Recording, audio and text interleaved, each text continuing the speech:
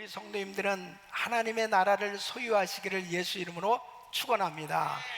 우리 주님께서는 하나님의 나라를 전파하시기 원하셨고 또 하나님의 나라를 소유하기를 원하셨습니다.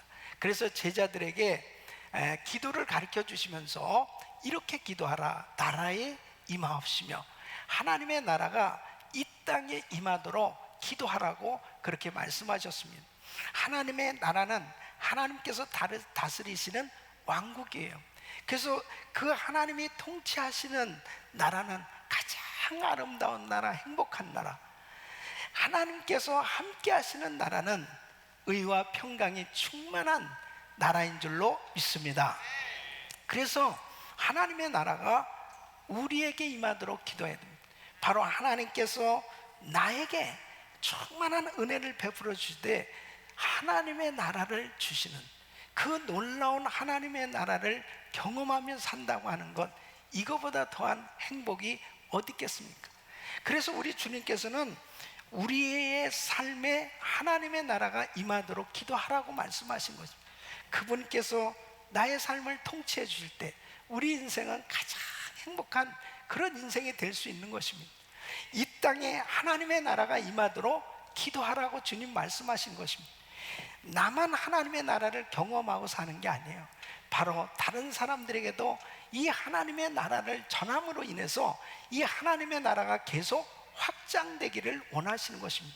하나님의 나라가 이 땅에 임하는, 영원한 하나님의 나라가 임하는 것은 바로 예수님께서 재림하실 때인 것입니다. 바로 우리 주님께서 재림하셔서 이 통치하시는 그 나라, 바로 영원한 하나님의 나라가 임하도록 기도하라고 말씀하고 있는 것입니다.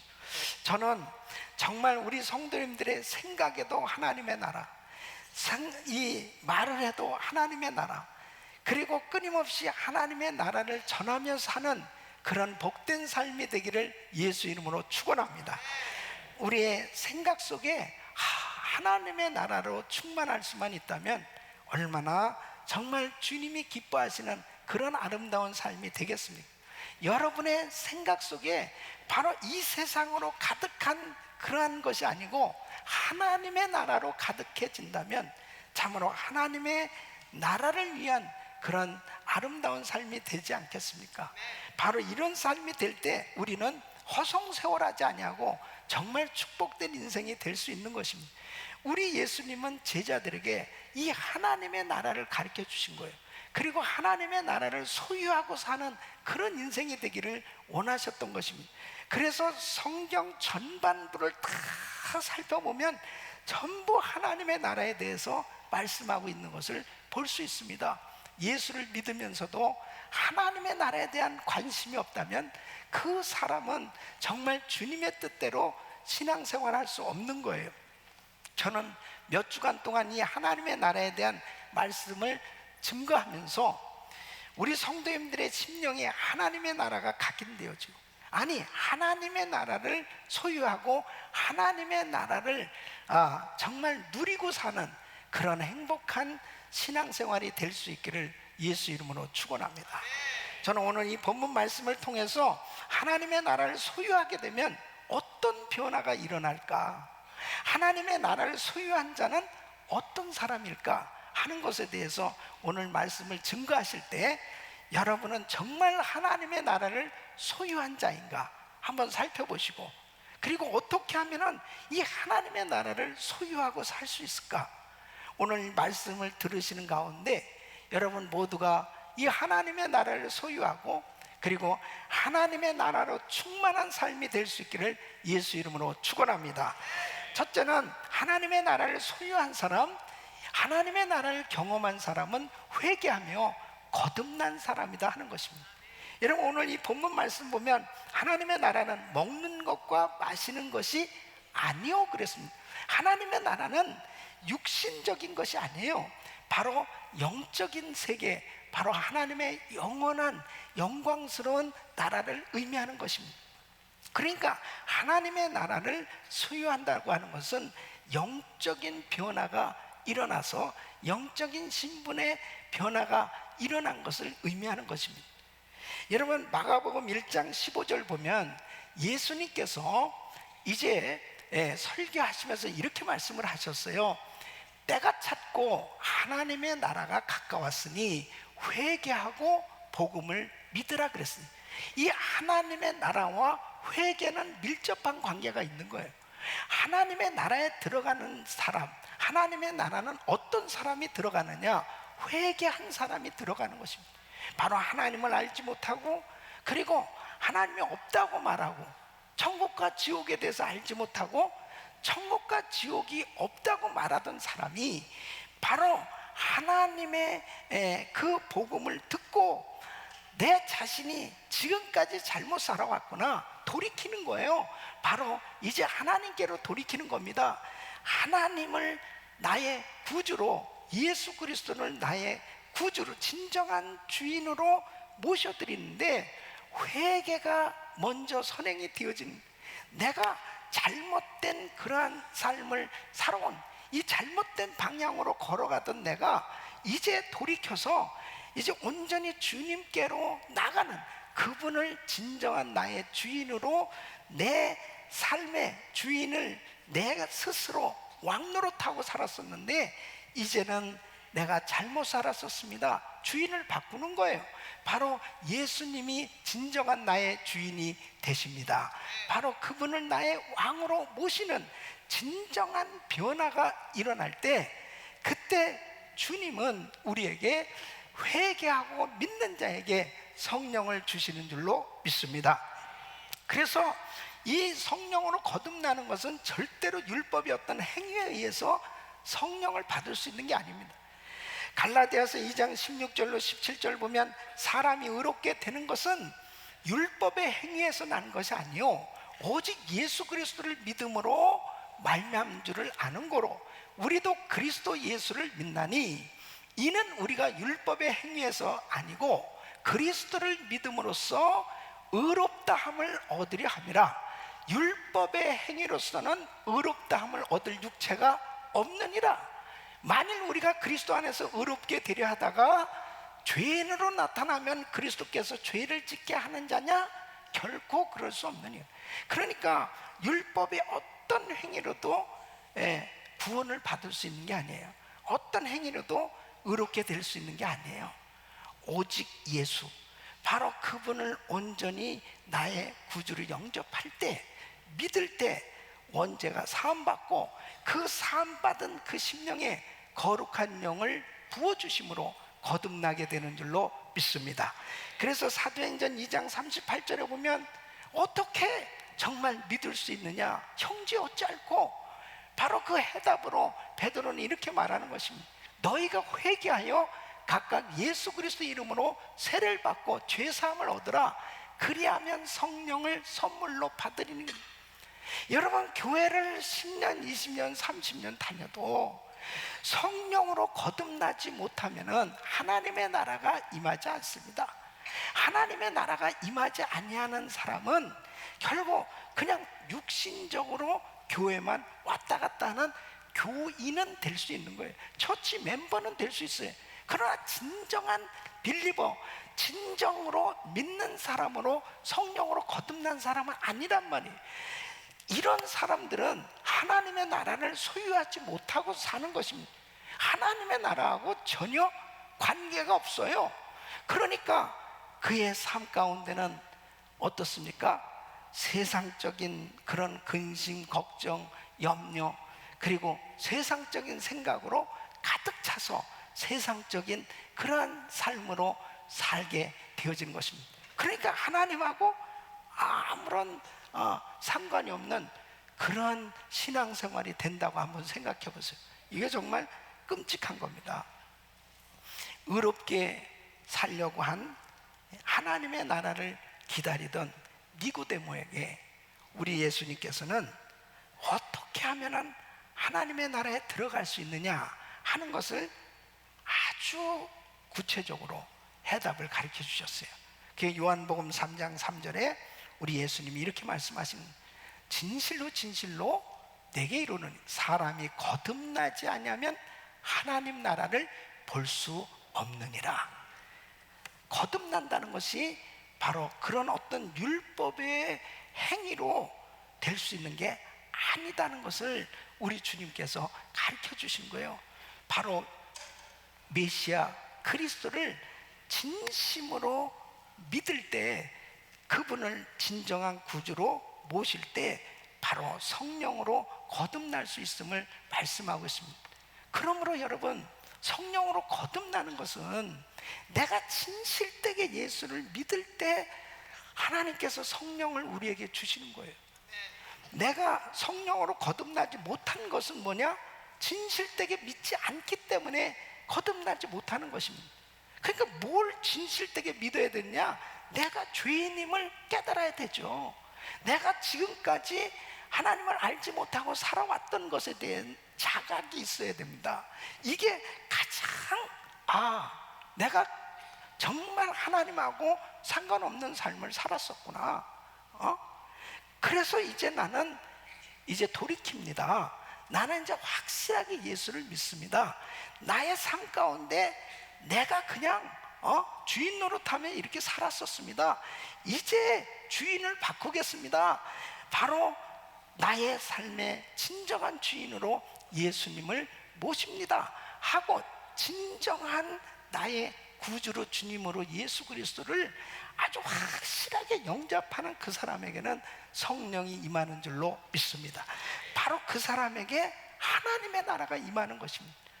그러니까 누구에게 하나님의 나라가 임하느냐? 하나님의 나라를 소유한 사람은 누구냐? 성령으로 거듭난 사람인 줄로 믿습니다. 그래서 우리가 거듭나게 된 것은 어떠한 썩어질 것으로 된 것이 아니라고 말씀하고 있습니다. 베드로전서 1장 2절 3절에 23절에 보면은 너희가 거듭난 것이 썩어질 씨로 된 것이 아니요 썩지 아니할 씨로 된 것이니 하나님의 살아있고 항상 있는 말씀으로 되었느니라. 우리 사랑하는 성도 여러분, 정말 주님을 진실되게 영접하고 진실되게 예수 그리스도를 나의 구주로 주님으로 확실하게 영접하고 모신 분은 하나님의 거룩한 성령이 임하고 거듭나서 하나님의 나라가 임하게 되는 줄로 믿습니다. 이것이 가장 중요한 거예요. 그래서 우리 성도님들이 이 세상을 살아가면서 나는 정말 하나님의 나라를 소유한 자인가? 내가 성령으로 확실히 거듭나서 오늘 밤 이 세상 떠나도 천국 갈 분명한 확신을 가지고 아주 확실하게 복음을 깨닫고 살고 있다면 이 사람은 하나님의 나라를 지금 소유하고 살고 있는 것입니다. 여러분, 하나님의 나라를 소유할 수 있기를 예수 이름으로 축원합니다. 그래서 우리 예수님께서는 복음을 믿어라, 바로 확실하게 회개하고 복음을 믿어라, 그리하면 천국 하나님의 나라를 소유하게 될 것이다 라고 주님 말씀하신 것입니다. 여러분, 하나님의 나라를 소유하지 못하면 nothing, 아무 의미가 없어요. 진정으로 주님은 이렇게 기도하라는 거예요. 나라 임하옵시며. 이 땅에 하나님의 나라가 임하는데 가장 중요한 것은 바로 나의 영혼에, 나의 심령에, 나의 삶에 하나님의 나라가 임해야 될 줄로 믿습니다. 두 번째는 바로 의와 평강과 희락을 경험한 사람인 것입니다. 누가 하나님의 나라를 소유한 사람입니까? 의와 평강과 희락을 경험하는 사람. 여러분, 하나님의 나라를 소유한 사람은 의와 평강과 희락을 경험하면서 사는 사람입니다. 자, 오늘 이 본문 말씀에 뭐라고 말씀하고 있어요? 하나님의 나라는 먹는 것과 마시는 것이 아니요 오직 성령 안에서 의와 평강과 희락이라 그랬습니다. 그래서 먼저 거듭나게 되면 의로운 삶을 살고자 하는 이 소원과 그 열매를 맺게 되는 것을 볼 수 있습니다. 여러분, 이 회개하고 성령으로 거듭나게 되어지면, 예수 믿고 성령으로 거듭나게 되면 과거에 내가 죄가 죄인지도 모르고 살던 것에 대해서 부끄럽게 느껴지게 됩니다. 내가 왜 그때 그런 생각을 했지? 내가 왜 그런 죄를 지었지? 하면서 이 과거의 죄에 대해서 참 그렇게 부끄러울 수가 없어요. 예. 이제 성령께서 나를 조명시켜 주니까 내 삶이 밝아졌잖아요. 그러니까 죄가 다 드러나게 돼요. 그러면서 내 마음 가운데는 의로운 삶을 살고자 하는 소원을 갖게 됩니다. 그리고 주님을 기쁘시게 해드리는 그런 삶을 살고자 하는 이런 소원을 갖게 되니까 그 소원대로 열매가 맺어지게 되는 걸 볼 수 있습니다. 여러분, 로마서 6장 20절로 22절에 보면 너희가 죄의 종이 되었을 때에는 의에 대하여 자유하였느니라. 너희가 그때에 무슨 열매를 얻었느냐? 이제는 너희가 그 일을 부끄러워하나니 이는 그 마지막이 사망임이니라. 그러나 이제는 너희가 죄에서 해방되고 하나님께 종이 되어 거룩함에 이르는 열매를 얻었으니 이 마지막은 영생이니라. 그랬더니 여러분, 누가복음 19장에 보면은 이 삭개오는 세리장이요 큰 부자였습니다. 이 사람은 돈 버는 데 있어서는 뭐 죄를 지으면서 그 부정부패를 해가면서 많은 사람들의 마음을 아프게 하면서 돈을 모은 사람이었습니다. 부자였지만 사람들이 이 사람에 대해서 존경하지는 않습니다. 그런데 이 사람이 어느 날 그 예수님을 만나게 되는 거예요. 그 예수님을 만나게 될 때 이 삭개오의 입에서 이런 고백이 나옵니다. 이 누가복음 19장 8절로 9절에 보면 삭개오가 서서 주께 여짜오되 주여 보시옵소서, 내 소유의 절반을 가난한 자들에게 주겠사오며 만일 내 것을 토색한 일이 있으면 4배나 갚겠나이다. 예수께서 이르시되 오늘 구원이 이 집에 이르렀으니 이 사람도 아브라함의 자손임이로다 그랬습니다. 자, 보세요. 이 사람이 예수를 믿고 은혜를 받고 난 다음에 저절로 고백을 하는 거예요. 뭐라고 고백합니까? 제 소유의 절반을 가난한 사람들에게 나눠주겠습니다. 예? 아니, 이렇게 돈을 그냥 모으기 위해서 사람들을 그렇게 가슴을 아프게 해가면서 그렇게 돈을 모은 사람이 아니 어떻게 소유의 절반을 가난한 사람들에게 나눠주겠습니다. 이 의로운 삶을 살고자 하는 이 소원이 생겨지는 거예요. 아니, 누가 옆에서 그 얘기한 거 아닙니다. 예수님이 이렇게 말씀하신 게 아니에요. 그 주님을 만나고 나니까 의롭게 살고자 하는 이 삶, 이 삶이 되고자 소원이 생겨진다니까요. 하나님의 나라가 임하게 되어지면 자동적으로 내가 자꾸 의롭게 살고자 하는 이런 마음을 갖게 되는 걸 볼 수 있습니다. 그러면서 토색한 것이 있으면 4배나 갚겠나이다. 아니, 여러분 보세요. 이 토색한 것을 제가 갚겠습니다. 그래도 대단한 거라고요. 그런데 2배나 갚겠습니다. 그래도 굉장한 거예요. 그런데 4배나 갚겠나이다. 4배나. 이거 헛소리입니까? 마음 가운데 하나님의 은혜가 임하니까 내가 왜 이렇게 살았지? 난 이 참 너무너무 잘못한 거야. 내가 정말 이거 회개하면서 내가 참 이거 갚아줘야 되겠다. 4배나 갚겠나이다. 이러한 의로운 삶을 살고자 하는 이런 열망, 이런 소원이 생겨지는 것, 이것이 하나님의 나라가 임한 증거인 줄로 믿습니다. 그러니까 정말 이 예수를 믿지 않는 사람들이 구제를 하고 그리고 의롭게 살려고 하는 노력은 어떤 자기 양심에 의해서 뭔가 선한 것을 하고자 하는 그런 생각일지 모르지만 하나님의 나라가 임하면은 정말 하나님의 그 의를 이루고자 하는 이런 소원을 저절로 갖게 돼 있어요. 저는 제가 예수 믿고 난 다음에 참 제 마음 가운데 분명하게 하나님께서 저를 변화시켜 주신 것, 체험한 하나님의 나라를 체험한 것 중에 뭐가 있냐면은, 저는 사실 예수 믿기 전에는 교회에 대해서, 교회 다니는 예수 믿는 사람들에 대해서, 목회자에 대해서 별로였습니다. 별로. 진짜 이렇게 별로 이게 존경스럽지도 않고 그리고 불쌍하게 느껴졌었어요. 그런데 예수님을 만나고 성령으로 거듭난 다음에 달라진 점이 뭐냐면은 그 영혼이 보여지는 거예요. 저 사람 예수를 믿나 안 믿나? 그 예수 믿지 않는 사람에게 막 복음을 전해주고 싶은 거. 저 사람 지옥 가면 어떡하나? 그러니까 저절로 저에게 어떤 소원이 생겨졌냐면요, 이 세상에서 가장 많은 불신자를 주님 앞에 인도하는 종이 되게 하여 주시옵소서. 이것은 누가 가르쳐 준 게 아니고 그냥 저절로 내 마음 가운데 이 복음을 전하는 것이 가장 이게 이 중요한 일이구나. 그러니까 우리 가족들을 보면서 우리 가족들이 다 지옥 가게 생겼네. 내 친구들을 보니까 너무 불쌍한 거예요. 그 다음에 우리 주변의 사람들을 보면서 이거 정말 저 사람 하나님을 모르네. 그러니까 막 전도하고자 하는 이 소원이 계속 생겨지는 거예요. 그러니까 여러분, 하나님의 나라가 자기 마음에 임하면은 자꾸 자기도 모르게 이 의를 행하고자 하는 이런 소원이 자꾸 생겨지게 되고, 하나님은 어떻게 하면 기쁘시게 해드리니까 이런 생각으로 막 저절로 충만하게 되는 거예요.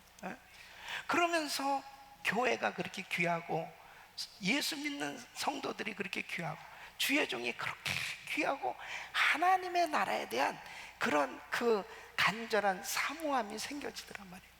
그러면서 여러분, 하나님 앞에 자꾸 드리고 싶어지더라고.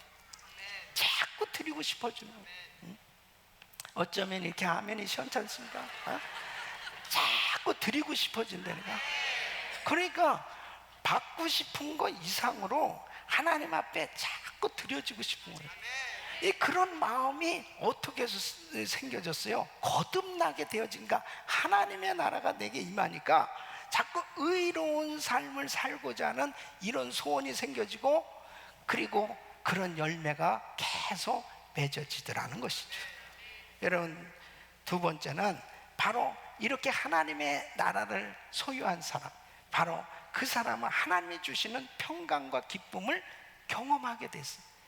그러니까 오늘 본문 말씀에 오직 성령 안에서 하나님의 나라는 의와 평강과 희락이라, 의로운 삶을 살고자 하는 소원을 가질 뿐 아니라 평강과 이 희락, 이 기쁨을 경험하게 되어져 있습니다.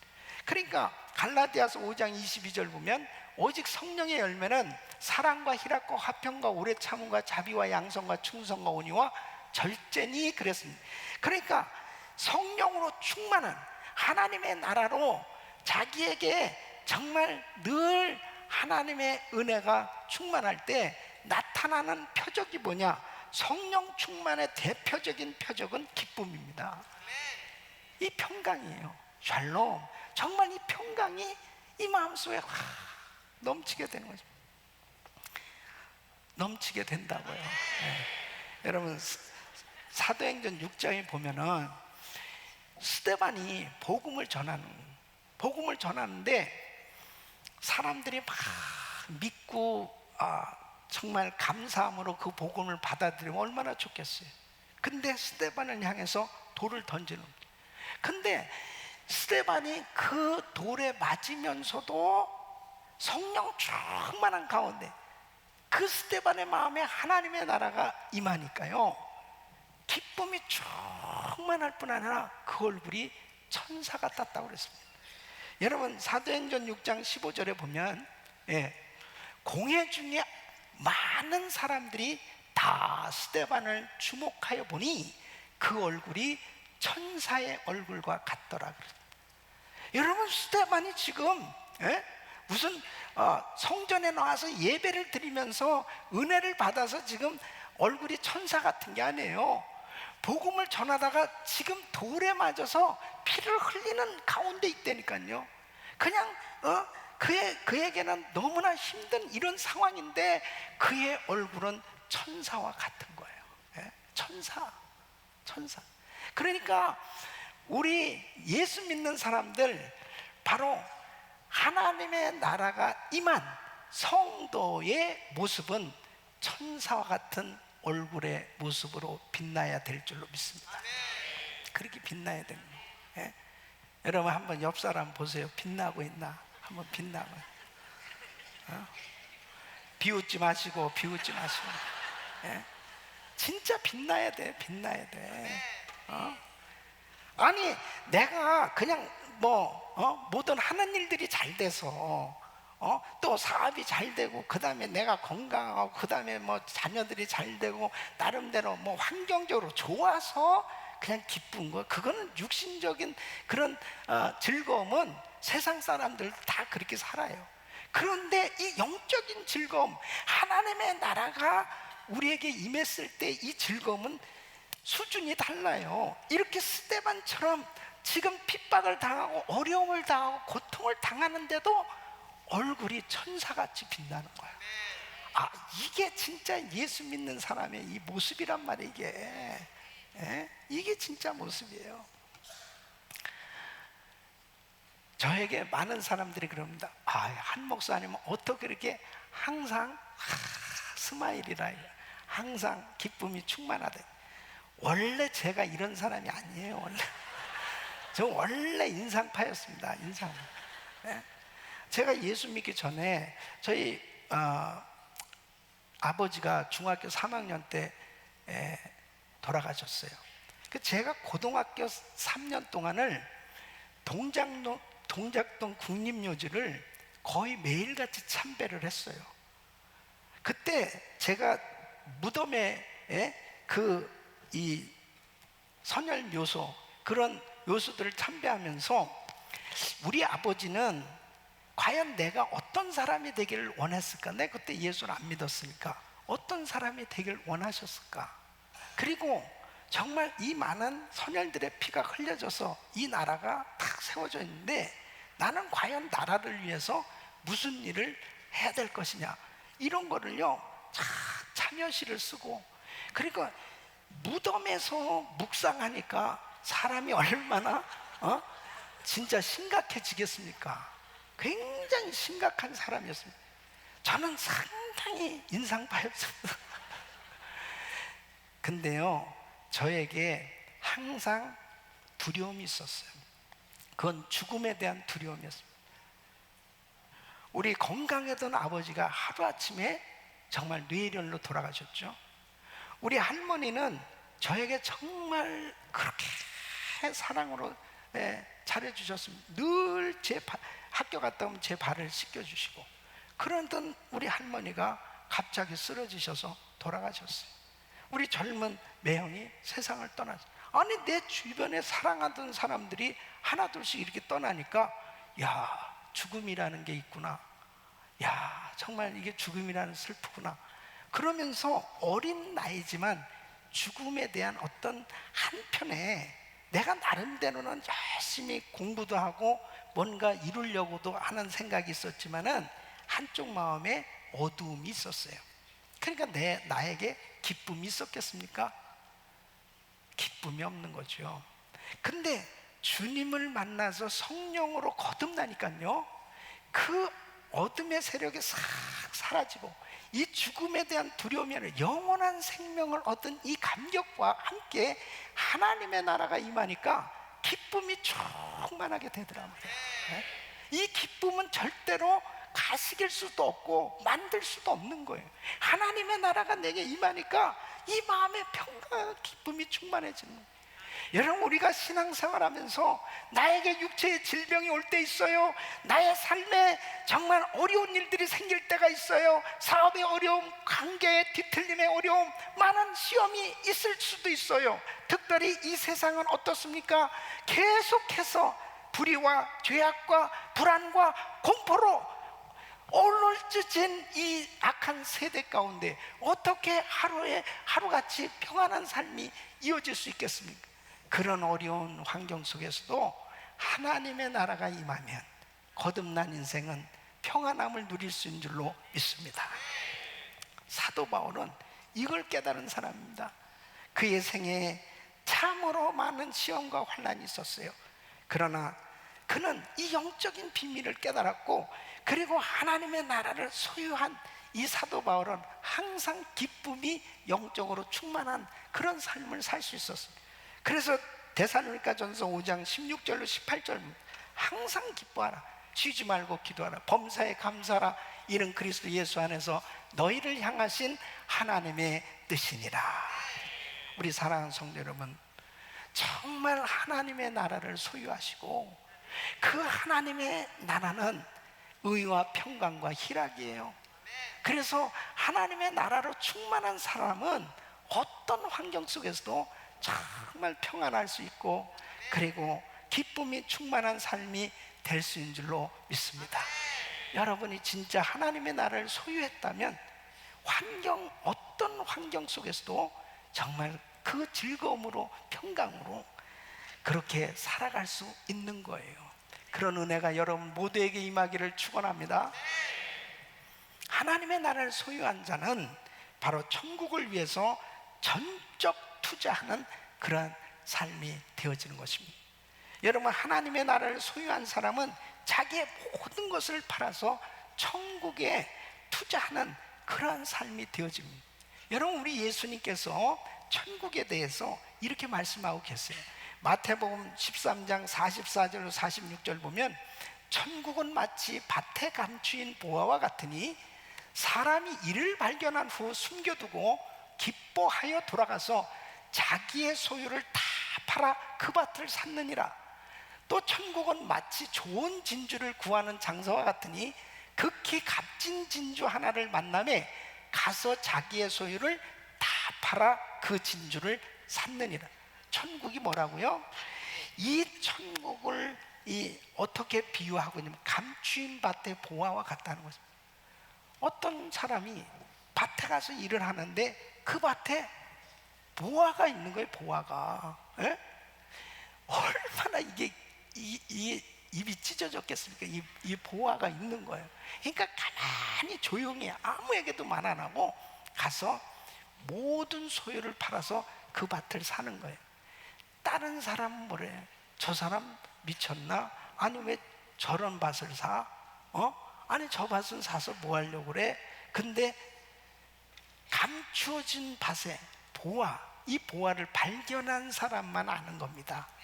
왜 사겠어요? 그 밭을 사면 그 안에 보화가 있기 때문이요. 천국이 이렇다는 겁니다. 천국이 이렇다는 거예요. 여러분, 진주 장사가 진주를 구하러 다니다가 진짜 값비싼 진주를 만나게 되면 그 진주 안 사겠냐 이거예요. 다 모든 것을 준비해가지고 그 진주를 사지 않겠느냐. 천국이 그렇다는 것입니다. 여러분, 천국의 가치를 깨닫는다면, 하나님의 나라의 이 가치를 깨닫게 되어지면 자신의 전 재산을 털어서 그 전 생애를 바쳐서 그 천국에 투자하는 그런 인생이 된다는 거예요. 예? 이것을 깨달은 사람, 이 비밀을 깨달은 사람이 바로 모세입니다. 이 모세는 히브리서 11장 25절 26절 보면 자기가 얼마든지 세상적으로 애굽에서 왕궁에서 편안하게도 살 수도 있었다 이거예요. 그러나 그냥 죄악 가운데 편안하게 사는 이 세상 것만을 위해서 사는 그런 인생으로 끝나는 게 아니에요. 왜? 하나님의 나라를 발견했다는 거예요. 하나님의 나라. 그 하나님의 나라를 발견했기 때문에 그는 어떻게 변했느냐? 도리어 하나님의 백성과 함께 고난받기를 잠시 죄악의 낙을 누리는 것보다 더 좋아하고 그리스도를 위하여 받는 능욕을 애굽의 모든 보화보다 더 큰 재물로 여겼으니 이는 상주심을 바라봄이라. 바로 영원한 하나님의 나라, 그리고 그 나라에서 받을 상을 깨닫기 때문에 이 천국의 가치를 발견했기 때문에 그는 고난을 선택했다는 거예요. 여러분, 자신의 전 생애를 바쳐서, 전 재산을 바쳐서 이 천국에 투자할 수 있는 그 사람, 이게 가장 지혜로운 사람 아니겠습니까? 아니, 밭에 감추어진 보화, 이것을 진짜 발견했다면 그 밭을 안 살 사람이 누가 있겠냐고요. 예? 그러니까 기독교 역사에 수많은 사람들이 복음을 위해서 순교했습니다. 수많은 사람들이 하나님의 나라를 소유하기 위해서 하나님의 나라에서 받을 상을 바라보면서 엄청난 것들을 그 나라에 투자하면서 살았던 그런 인물들이 기독교 역사엔 참 많이 있어요. 그런데 그 사람들이 바보였냐 이거예요. 감추인 밭의 보화를 발견한 것처럼 바로 그 천국의 가치를 깨달은 사람, 그러니까 그 하나님의 나라를 위해서 아낌없이 투자하는 그런 인생이 된 것입니다. 사랑하는 성도 여러분, 보세요. 사도 바울이 이것을 발견한 사람입니다. 지금은 사도 바울에 대한 역사가 정말 성경을 이렇게 기록하시고 교회를 이렇게 많이 개척하시고 그리고 이렇게 정말 하나님의 나라를 위해서 참 많은 일을 하셨구나, 그러면서 그분을 존경하고 정말 대단한 인물로 우리가 사모하지만, 그때 당시 보세요. 사도 바울은 사실 로마 시민권을 가졌어요. 그는 바리새인이었어요. 그는 정말 세상적으로는 부러울 것이 없는 그런 많은 것들을 가진 사람이었어요. 그런데 놀라운 이 복음, 그 하나님의 나라를 발견하고 자기의 전 생애를 다 바쳤습니다. 자기의 전 모든 것들을 다 드렸단 말이에요, 하나님의 나라를 위해서. 그때 당시로 보면 그는 감옥에 갇혔어요. 매를 맞았어요.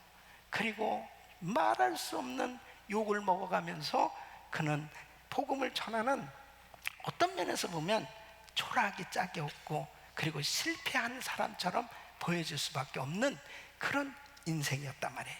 그런데 참 바울은 이 비밀을 깨달은 겁니다. 빌립보서 3장 7절로 8절 보면, 그러나 무엇이든지 내게 유익하던 것을 내가 그리스도를 위하여 다 해로 여길 뿐더러 또한 모든 것을 해로 여기면 내 주 그리스도 예수를 아는 지식이 가장 고상함을 인함이라. 내가 그를 위하여 모든 것을 잃어버리고 배설물로 여기면 그리스도를 얻고 이 비밀을 다 깨달았기 때문에 자기가 귀하게 여겼던 것들을 다 배설물처럼 희생할 수도 있었다는 거예요. 여러분, 오늘날도 이 하나님의 나라에 대해서 너무 추상적이고 너무 막연하고, 그리고 정말 밭에 감추어진 보화 같은 그런 천국의 가치를 발견하지 못한 사람들은 아직도 그 밭을 사지 않는 것입니다. 아직도 천국에 투자를 하지 못하는 그런 삶을 사는 거예요. 저는 이번 기회에 우리 성도들이 하나님의 나라에 눈이 열려질 수 있기를 바랍니다. 그리고 여러분의 생애가 전적으로 하나님의 나라를 위해서 투자할 수 있는 그런 인생으로 하나님의 은혜를 받기를 예수 이름으로 축원합니다. 그 인생이 되어졌을 때 우리는 가장 생애, 내가 이런 복을 받다니, 세상에 어떻게 해서 내가 이런 복을 받다니, 이건 영적으로 뭐 횡재한 거예요. 횡재. 천국을 위해서 투자하고 사는 그런 횡재하는 인생이 되시기를 예수 이름으로 축원합니다. 찰스 스터드라는 선교사님이 계세요. 이분은 19세기 말에 진짜 영국 귀족들이 부러워하는 그런 이튼 스쿨을 나와서 캠브리지 대학의 트리니티 칼리지를 졸업한 사람. 그때 당시에 이분은 집안이 상당히 부유한 그런 집안이었습니다. 그리고 그때 당시에 그 야구하고 비슷한 그 크리켓이라는 종목이 있어요. 이 크리켓의 국가대표 주장이었습니다. 명성이 있고 정말 인기가 있었고 그리고 부가 있었고 앞날이 활짝 열려진 그런 젊은이였습니다. 그런데 먼저 그 아버지가 무디 목사님이 영국에 와서 집회할 때 예수님을 영접했어요. 그리고 세 형제가 있었는데 다 세 형제들이 이제 예수는 믿게 되었는데, 이 아버지가 세상을 떠나게 됩니다. 그러면서 이 찰스 스터드는 더 열심히 그 크리켓에 아주 집중을 하게 되죠. 그래서 더 명성을 얻게 됐는데, 그러는 가운데 그에게 변화가 일어났어요. 그것은 자기 형이 질병으로 인해서 세상을 떠나게 됩니다. 그 젊은 나이에 세상을 떠나는 형을 보면서 아무리 많은 물질이 있다 하더라도 형의 죽음을 막을 수는 없었다는, 그러면서 나름대로 그의 마음이 우울한 가운데 있었는데, 그때 무디 목사님이 와서 집회할 때 그곳에 참석하면서 성령 충만을 받습니다.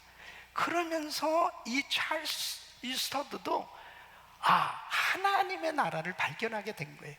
내가 지금 부와 명성과 이 모든 명예가 있지만 이것을 하나님의 나라를 위해서 투자를 해야 되겠다라고 결단을 하게 됩니다. 그리고 이제 중국 선교사로 헌신을 하게 돼요. 그때 당시에 많은 사람들이 참 안타깝게, 야, 어떻게 너 진짜 앞날이 네 크리켓으로도 성공할 수 있고 뭐 여러 가지로도 많이 그러는데 왜 그것을 그만둬야 되냐, 뭐 많이 말이 있었지만, 그는 정말 감추어진 밭의 보화를 딱 발견한 것처럼 이거다, 바로 복음을 위해서 내가 드려줘야 되겠다. 그리고 그는 많은 유산을 물려받았어요. 그 유산을 이제 선교사로 나가면서 이 중국 선교로 헌신한 허드슨 테일러 그 사역에 5,000파운드를 헌금하고, 런던의 구제 기관에 또 5,000파운드를 헌금하고, 그 다음에 인도 구세군 선교 사역을 위해서 5,000파운드를 인도 선교를 위해서 헌신합니다. 그래서 인도 선교사가 50명이 파송될 수 있었다고 그럽니다. 그 다음에 이 무디 선교 사역을 위해서 5,000파운드를 또 헌금합니다. 그래서 무디 신학교가 세워지게 되었고요. 그 다음에 조지 밀러 그 고아원에 또 5,000파운드를 또 헌금합니다. 그래서 자기가 유산받은 모든 것을 다 그 사역을 위해서 전부 다 헌금을 하는 거예요. 그리고 일반적인 선교사님들하고 똑같이 페이스 미션으로 하나님만 바라보고 믿음으로 중국 선교를 간 겁니다. 여러분 보세요. 하나님의 나라가 쫙 열려지니까 하나님의 나라를 위해서 투자할 마음이 생겨지는 겁니다. 여러분, 이렇게 하나님 앞에 드려지고 정말 전적으로 중국에 가서 사역을 하는 가운데, 이분은 이제 10년 만에 사실 그곳에서 결혼도 하고 그리고 사역을 열심히 하는 가운데 사실 몸이 아프게 됩니다. 그러면서 영국으로 돌아와서 그때 이 캠브리지 세븐이라고 해서 7명이 같이 그 캠브리지 출신의 이 청년들이 중국 선교를 갔는데요. 이들을 통해서 대학생 이 복음 선교 운동에 폭발적인 그런 사역들이 이루어지게 됩니다. 그래서 미국에 와서 이제 미국에서 또 선교 운동을 하고 선교 집회를 하는 가운데 그 열매가 바로 아펜젤러, 언더우드 이런 젊은이들이 하나님 앞에 헌신하게 되는 것입니다. 이분이 이제 인도에 가서 또 7년을 교회를 개척하고 이 미전도 종족 선교를 하는 가운데 어느 날 벽보에 식인종도 선교사를 원한다 이런 그 글을 보게 돼요. 그러면서 아프리카 땅에 정말 그 오지에 그 식인종들이 있는 그 콩고 지역으로 이 선교사로 가려고 할 때 그 부인과 사실 주변에서 만류가 많이 있었다. 그런데 그에게는 복음화되지 않은 세계를 위해서 나의 목숨을 포기하기를 원한. 그러면서 하나님 앞에 그의 열정을 진짜 말릴 수가 없었습니다. 그래서 그가 그 아프리카 땅에 가서 18년 동안 사역을 하는 가운데 이제 지병으로 그 콩고 지역에서 천국에 가시게 되는데, 이분이 만든 이 웩 선교 단체가 지금의 이제 웩이죠. 이 국제 선교를 통해서 얼마나 많은 선교사예요. 80개국에 2,000명이 넘는 선교사들이 지금도 사역을 하고 있고, 이분이 남긴 말이 있습니다. 우리는 열정적이 될 필요가 있다. 우리의 열정은 해가 갈수록 증가되어야 한다. 열정이 식어지지 않습니다. 어떤 질병도 그를 막을 수가 없었다면, 선교의 그 뜨거운 열정, 하나님의 나라를 발견한 사람은 하나님의 나라를 위해서 다 드려도 아깝지 않고 바로 그 나라를 위해서 사는 인생이 가장 행복한 인생임을 깨닫고 사는 것입니다. 저는 우리 김광신 목사님께서 30여 년 전에도 제가 만난 그때도 그 선교에 대한 열정, 복음에 대한 그 열정을 정말 가지고 귀한 사역을 감당하시고, 은퇴하시고 지금 12년이 지난 후에 몸이 불편하신 가운데서도 정말 휠체어에 몸을 태우고도 그 세계 다니시면서 사역을, 선교를 하시고자 하신 그 열정이 지금도 식어지지 않는 거예요. 하나님의 나라를 위해서 투자하는 삶인 줄로 믿습니다. 여러분, 뭐가 진짜 가치 있는 인생입니까? 밭에 감추어진 보화를 발견한 것처럼 천국을 발견한 인생은 시시한 삶을 살 수가 없어요. 이 땅의 것에 연연하며 살 수가 없어요. 나의 것을 가지고 어떻게 하면 천국에 투자하는 이런 삶이 될 것이냐, 이것을 깨달은 인생이 될 수 있기를 예수 이름으로 축원합니다. 가장 가치 있는 인생은 천국의 가치를 깨닫고 천국을 위해서 전적으로 투자하는 인생이 되는 겁니다. 우리 사랑하는 성도 여러분, 하나님의 나라가 임하기를 기도하라고 우리 주님 말씀하십니다. 진짜 천국을 소유한 자, 하나님의 나라를 소유한 자는 말할 수 없는 평강과 희락이 충만할 뿐 아니라 의를 위해서 사는 인생이요, 천국을 위해서 투자하는 이 인생이 되는 줄로 믿습니다. 이런 은혜가 우리 모든 성도님들의 삶에 임하기를 예수 이름으로 축원합니다.